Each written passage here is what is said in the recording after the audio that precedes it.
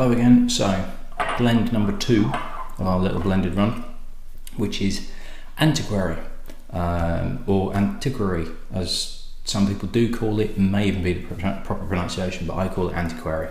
Another miniature I've got, and this is an older one because I know the packaging has changed, although it was last year. I think this is possibly from the 90s, but fill level on this, you can see, is actually really good. So I'm confident that this is what it's going to taste like it should have tasted. This was one that also came in there as well, which was a pretty good seal, so I think that may well have protected it as well. So Antiquary was a blended whisky created by John and William Hardy in 1888 in Edinburgh, and I think pretty certain they were brothers. It was named after a Gothic novel of the same name by Sir Walter Scott, and between then and 1995, very little information at all. Because in 1995 it was purchased by the Tomartin Distillery Company from United Distillers, which was essentially Diageo. And Tomartin we have covered previously, and again that was another old bottling of Tomartin. So Highland Distillery, yes, and pretty decent, and I wouldn't mind trying one of their new versions just to see whether it's good, because the old version was okay, half decent, but apparently the new version is very, very good indeed. So they basically took on the brand name of Antiquary and launched it themselves. They've kept the bottle. It's a very, very distinctive bottle, this kind of cut diamond shape, which really stands out. Now, this actually, Antiquary, will always stay with me, and this is quite a personal whiskey for me, because this is arguably the whiskey that got me into finding out more about whiskey. Ardbeg 77 was the one that was the epiphany of what whiskey could do taste-wise, but Antiquary was one that made me realise that the market wasn't as simple as I thought it was. And I'll tell you why. My dad decided, and I was about 11 or 12, and for whatever reason my dad decided that he wanted to collect something. He wanted to start a collection of something. He was a bit bored and thought, right, I'm going to start collect something. I'll collect whiskey. He doesn't really drink. He barely drinks, or has barely drunk through the years. Will have an occasional beer every now and again. Doesn't really drink whiskey, but decided that he wanted to collect single malt whiskies. So from the age of about 10 or 11, Christmas, birthday, Father's Day, it was the go-to present was get Dad a bottle of whiskey. So I'd go out shopping with my mum and I'd pick it. And he said, right, I want to collect single malt Scotch whiskey because that's what people drink. So we bought him standard, Glenmorangie, Glenfiddich, things like that. And then one year we picked up this, and because it was in the tin, it's still in the tin. So it wasn't until I looked closely at the label, because it said Antiquary 12-year-old, as that does on there, if you can see it, slightly bumped bottle. And then all of a sudden I thought, oh, hang on, this doesn't say single malt on it. This just says Superior Deluxe Scotch Whisky, which is what it says on there.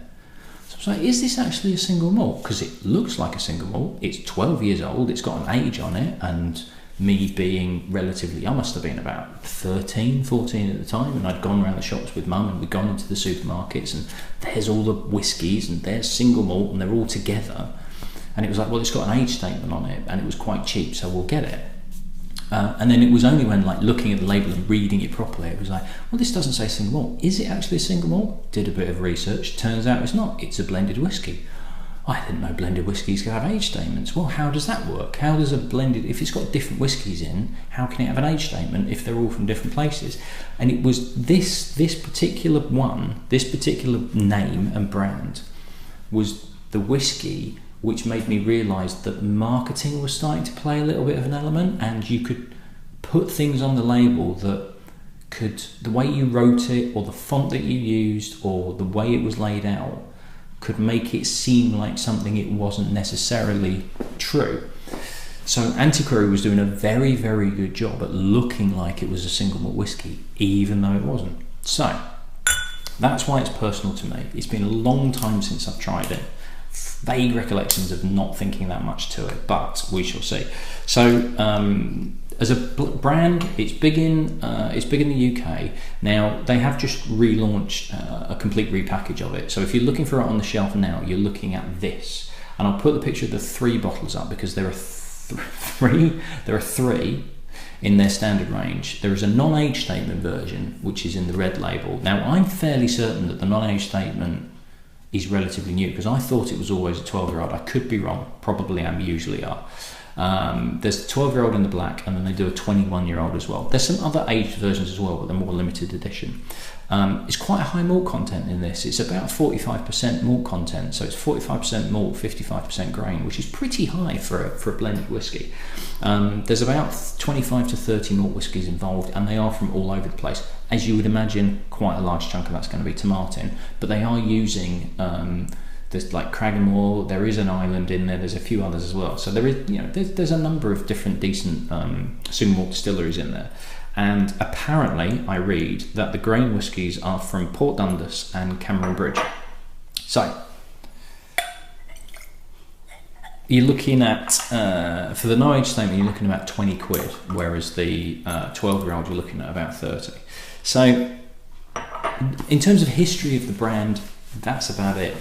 Between 1888, when they started making it, the Hardy brothers, to 1995, don't really know, not really sure.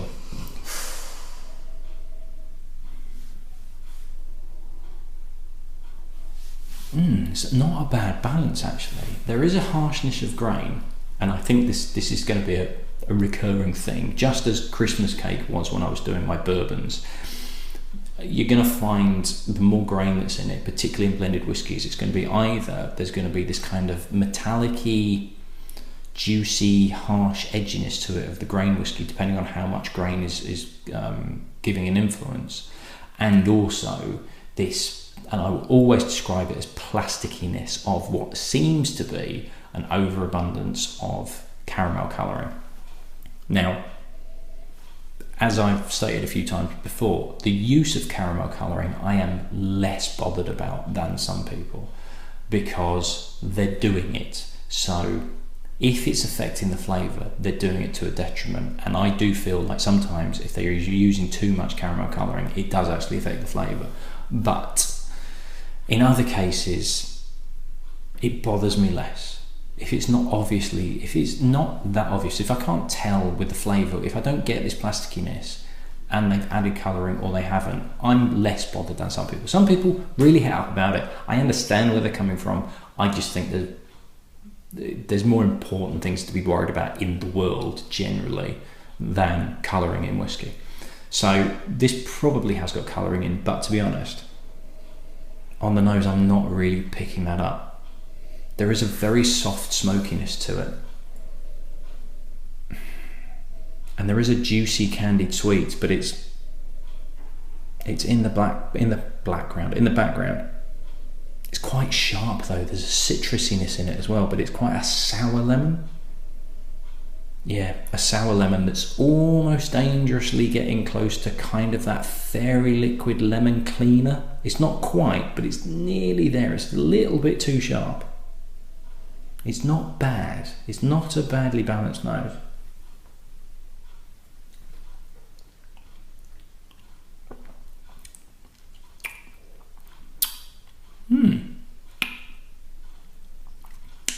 So, not a bad mouthfeel actually.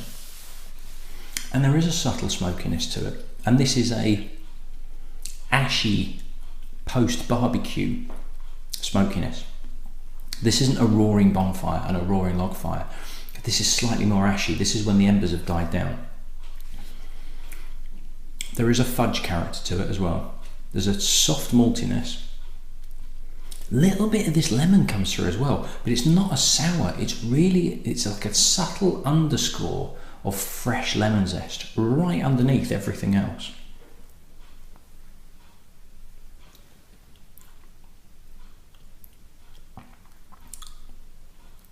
There's a slight woodiness at the end, whether that's just the age of the miniature, although it was a decent fill level, so I'm pretty certain that this is as good as I'm going to get it.